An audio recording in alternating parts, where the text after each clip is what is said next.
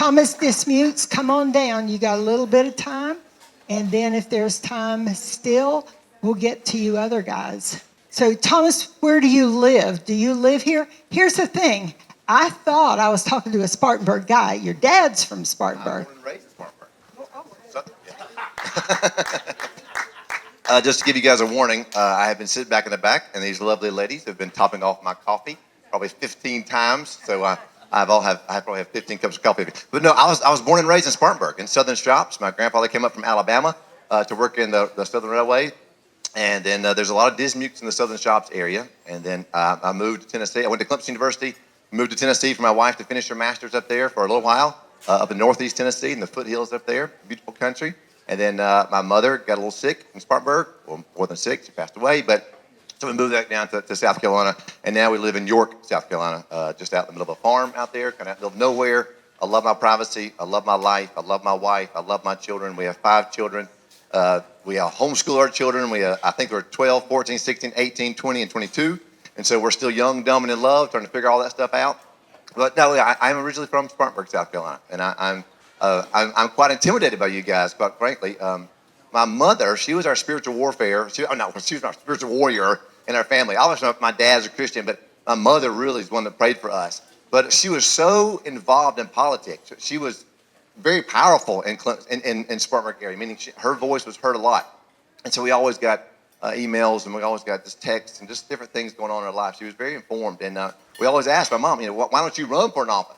And she said, I don't want my children to be affected. I don't want you guys to be in danger. I don't want to affect your own life. And so I've often wondered why my mother never ran. So in some ways, it's just kind of almost an honor to kind of represent my mother in this case.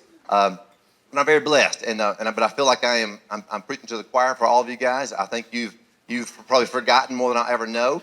I know this is a horrible joke, but it's true. I feel a lot like Liz Taylor's 8th husband on their honeymoon. I don't know if I can teach you anything, but I'm glad to be here. It's kind of how I feel about it. But that is the truth. I generally don't know if I can teach you guys anything. But 3 or 4 months ago, people was asking Thomas, why are you entering this race so late? And again, I'm entering it late because I never wanted to be a senator. I never want to be a politician. And I still don't really want to be a politician. Again, I'm just a regular guy. Like I said, a husband to 1, father to 5, live in York. I'm very involved in our community, a youth pastor in our church, youth director. I'm a speaker by trade, a storyteller. I love old stories. I don't know if y'all remember Jerry Clower. A lot of us old, just backcountry stories, just kind of stupid stories, but then they all have a good lesson to them. And so I've traveled all over the world, 25 years or so, 48 countries. I'm very blessed to do what I love to do. And I mean, I'm at peace. I owe no one anything. I have no debt. I have no ties. I have no political ties. Quite frankly, if you don't like me, fine. If you do like me, great. Let's have a conversation. But again, I have nothing to prove to anyone. And so ultimately, it got down to our septic tank kept breaking. And it's a bit of an analogy, kind of another reason why I'm in this. But our septic tank kept breaking. I would hire professionals to come fix it, and it would break. And I would fix it, and it would break. And finally, I kept thinking, well, surely it's just common sense. Generally, it's just a pump, PVC pipe, a check valve, whatever. It's not that complicated. So I generally got into my little septic tank, fixed the issue, and then got out as quick as I could. And that's kind of what I feel about Washington, D.C. It's a septic tank that's now overflowing into our lives. And then we've kind of gotten used to it, quite frankly. I mean, it's my fault. It's your fault. We have gotten the government that we have earned, that we have voted for. That we have nothing to blame but except for ourselves. But we have gotten used to this septic tank kind of overflowing into our life. And I got frustrated, and I can't handle this anymore. My daughter we were talking about government classes, and so she was like, Thomas, or not Thomas, but we were talking about that $28 million is the average senatorial campaign. $28 million is normally raised to run for a Senate campaign, which is you get paid $174,000. Again, I can't rationalize the idea of spending millions of dollars to get $174,000 back.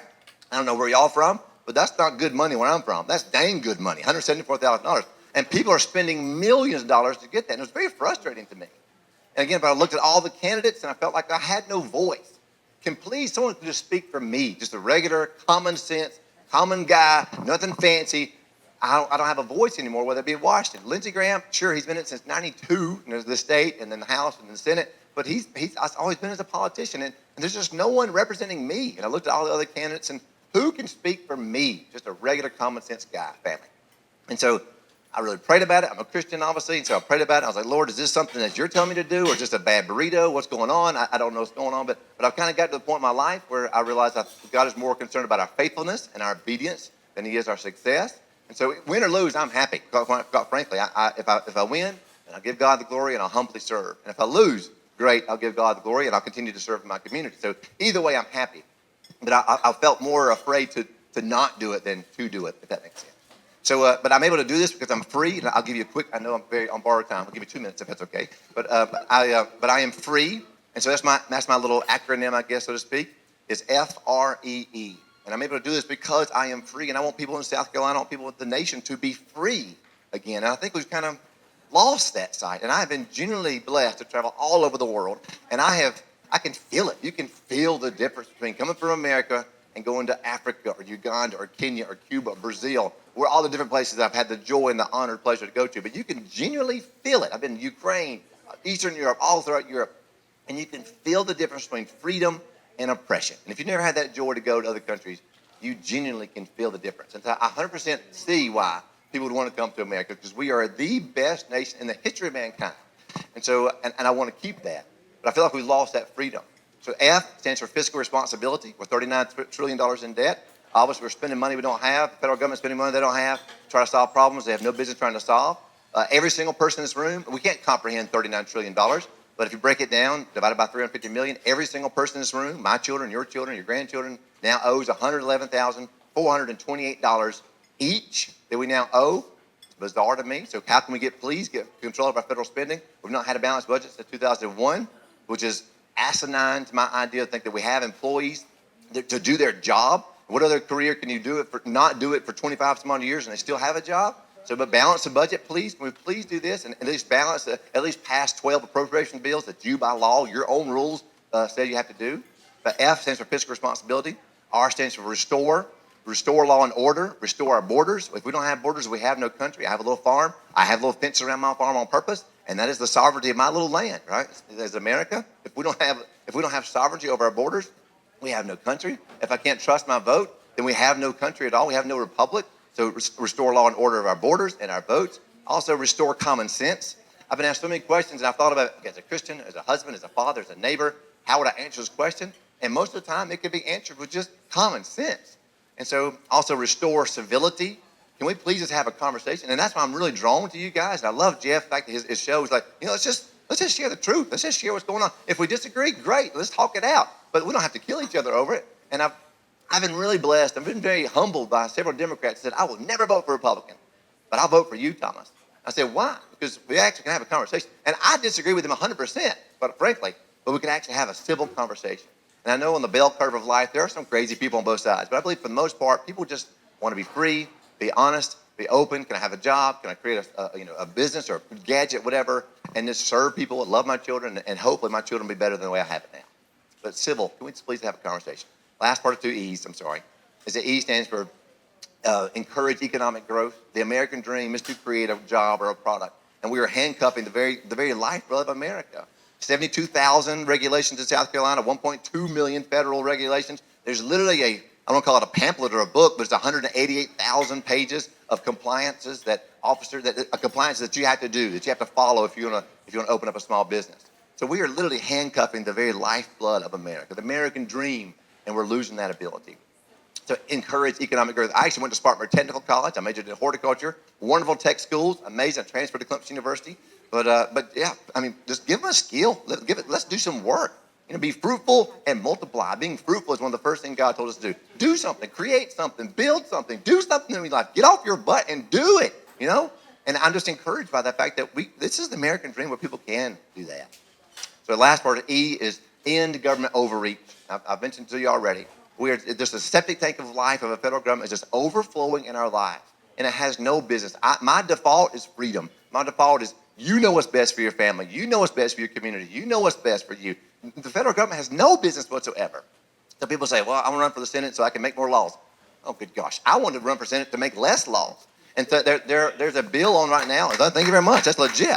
We are way over it. You realize there's over 2,000 bills every single year that start trying to push through. There's a wonderful bill called the REINS Act. It's a wonderful, and I would 100% support that, co-sponsor it. but basically it says for every regulation, whatever one regulation you put in, they will eliminate 2. And so I think that's great. I love that idea of just, yeah, sure. I mean, we need laws, we need rules. I'm with you on that. Otherwise, we have anarchy. But we are just overflowing with that. So again, that's my quick spiel. I'm sorry, make it best, Becky. But if you're welcome to have any questions, I'd love to talk with you more.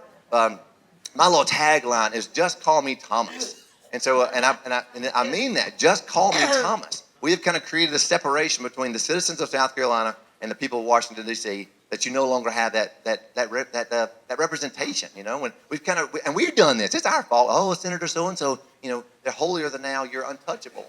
But no, if I become a senator, you won't call me senator, fine. But otherwise, just call me Thomas, because I'm just a regular dude. If anything, the higher up you go, the lower you are. That makes sense. You are a public service. I serve at the pleasure of you, not anyone else. So again, I have no strings attached to me. I have nothing to prove to anyone, anything, and anybody.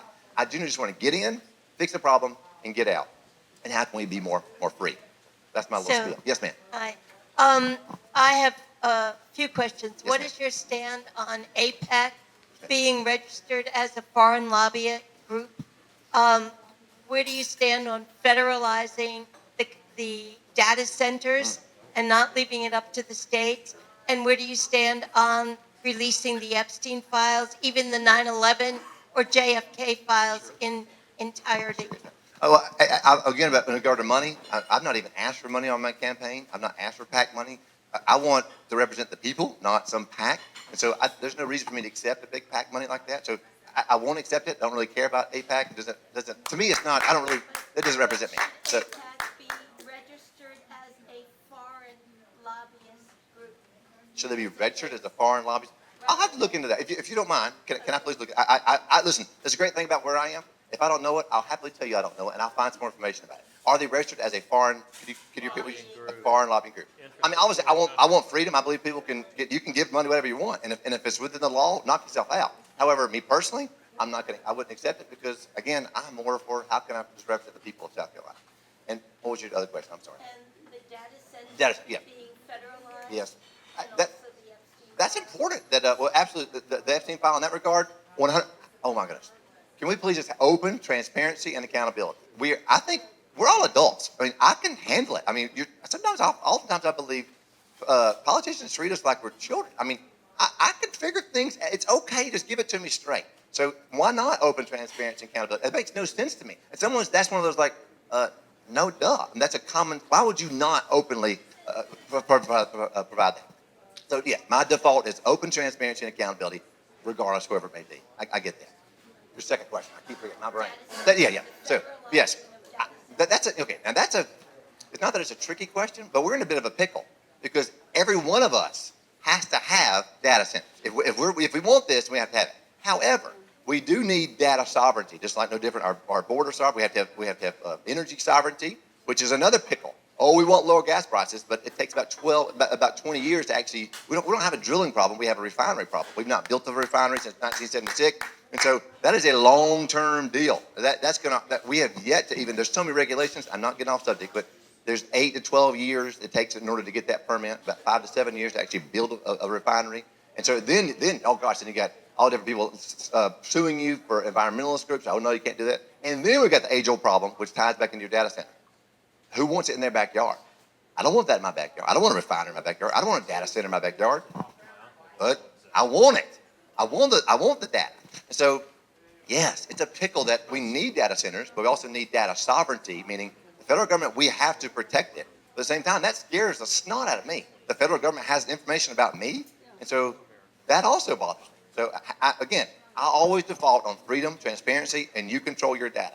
And we have flock cameras now. We have active pricing that it legitimately knows who you are, and actually changes the prices as things go, which is a very scary thing to me.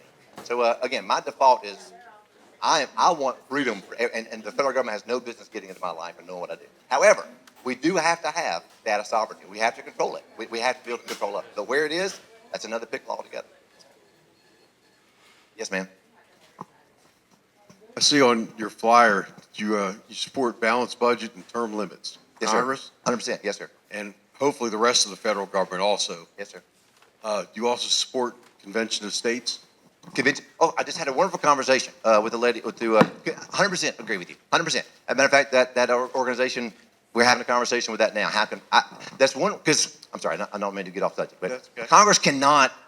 You're really naive to think they're actually going to handcuff themselves to pass that. However, the Convention of States, it's another way around it. So how can we, convention? I thought we only had 14 states. I would understand we already have 20 already. South Carolina became the 19th state. Okay, gotcha. So 2 years I've ago. heard just different numbers. I thought South Carolina was 14th and 19th, and I've heard 20. Regardless, there's a motion to do that, and I 100% agree with that. Term limits we need. With new information comes new inspiration, so we need new fresh blood. Again, nothing against the other candidates. I'm glad they're involved. We're definitely different between Mark Lynch and I and Lindsey Graham and I. We have differences of opinion, and I love this forum that we can communicate.